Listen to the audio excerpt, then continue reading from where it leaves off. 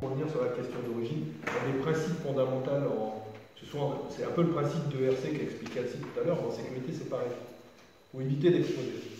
Donc on va toujours essayer en sécurité, la protection individuelle, mettre un masque, mettre des habits, c'est pas la solution idéale, parce que c'est pas bon pour les conditions de travail non plus, c'est pas bon pour les gars qui bossent dans les camions. Donc on va toujours essayer de privilégier, de trouver une solution à la source pour ne pas exposer les gars. Donc c'est ça qui explique Loïc. Si on traite tous ces problèmes-là, là, je ne vais pas dire qu'il faut y aller en claquette et torse nu, parce que tu n'as pas le droit chez nous, mais en tout cas, ce sera beaucoup plus propre. Et les gens ne seront pas exposés. C'est ça qu'on cherche à avoir. C'est ça qu'on va essayer aussi de chercher au niveau environnement. Encore une fois, comme on expliquait là, on n'est pas dans des situations normales. Donc le procédé est fait pour être propre et ne pas impacter l'environnement. Je ne dis pas qu'il n'y a pas d'impact, encore une fois. Mais c'est vraiment en cherchant les causes racines des problèmes de fond et en les réglant qu'on va régler le problème. C'est vraiment ça l'idée, le cœur et du mien de métier en sécurité et environnement et du sien pour régler les problèmes. C'est pour ça qu'on explique tout ça, parce que c'est ça qui est important. Les résultats au bout, là, que ce soit ça et ça, c'est que les conséquences de ça. Donc il faut supprimer ça, il n'y a plus de conséquences derrière. C'est ça l'image. Après, on pourra pas aller. Après, on arrive toujours à. On peut pas aller. On peut pas être jusqu'au boutiste et puis pas régler tous les problèmes. C'est pas possible qu'on règle tous les problèmes. Donc, à un moment donné, il faudra toujours mettre des protections. Ça, c'est évident. On va toujours essayer, quand on peut, de régler le problème. Vous avez entendu parler de ce problème de plus en plus, bien évidemment, on a réagi. Parfois, la discussion a été difficile.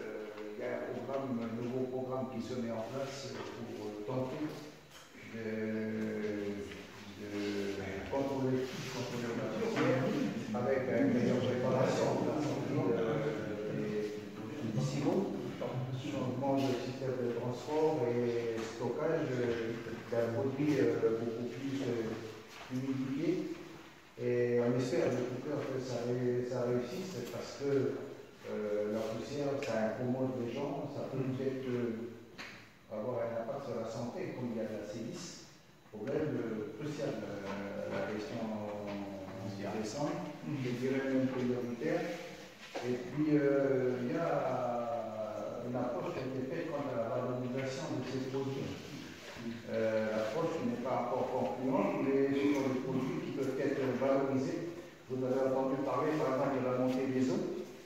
Il y a des pays, des gens qui sont à la recherche de produits pour pouvoir faire du remblai. Le remblai, pour faire attention, ce n'est pas toujours efficace contre la montée des eaux. Ça crée des effets parfois pervers, mais il y a des produits qui veulent, des pays qui veulent le rehausser. Mais il y a aussi d'autres orientations, d'autres possibilités de valorisation. C'est un dossier qui a été mis en œuvre mais qui n'a pas encore abouti. Qui n'a pas encore abouti et on ne va pas tout consommer. C'est énorme la masse qu'il y aura. Mais je suppose que dans le temps, il y aura des perspectives d'évacuation du fait de la montée des eaux si le produit est inerte. Juste pour compléter, ça fait mon point, au-delà de la montée des eaux, c'est vrai que c'est en parallèle, on cherche ça. Alors, les cendres, c'est pas d'aujourd'hui, ça fait des dizaines, voire des centaines d'années, je dirais, qu'on en a. Donc, c'est des produits qu'on a essayé toujours au fil du temps de revaloriser. Donc, ça se revalorise très bien, ça dépend de la qualité des cendres. Ça se revalorise dans plusieurs procédés. Ça sert pour faire des ciments. Là, tout à l'heure, Louis qui a parlé du compactage ici. Il faut aller sur place, c'est dur comme du béton. Quand ça sèche, effectivement, il peut y avoir un peu de poussière. Mais là, dessus, là, c'est dur comme du béton. Les camions montent dessus. Les gros camions montent dessus. Donc, c'est vraiment comme du béton. Et ça, le gros avantage, c'est qu'on pourrait le mélanger avec notre scorie. La scorie de fusion qui sort des fours. Pour faire des chaussées de route. Au-delà du remblaiement, on sait que ça peut potentiellement marcher. L'inconvénient que nous, on a, je vais dire, je vais parler de la DIMAC, donc on est contrôlé par la DIMAC. La SLN, ils vendent leur scorie depuis des années. Mais ils bénéficient d'antériorité, pour ça depuis des dizaines et des centaines d'années aussi. Alors que nous, comme on vient de démarrer, on n'a pas le droit de faire ça.